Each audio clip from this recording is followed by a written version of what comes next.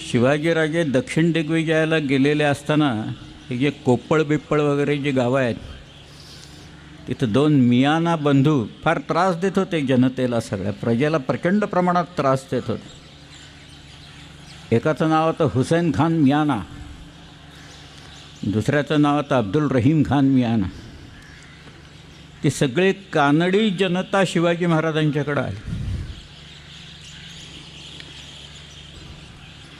इतक्या वेळा कानडी लोकांना मदत केलेली आहे आणि त्यांनी मागितलेली असताना केलेली आहे की शिवाजीराजांनी आपले लोक पाठवले, सैन्य पाठवले या दोघांचा बंदोबस्त करायला.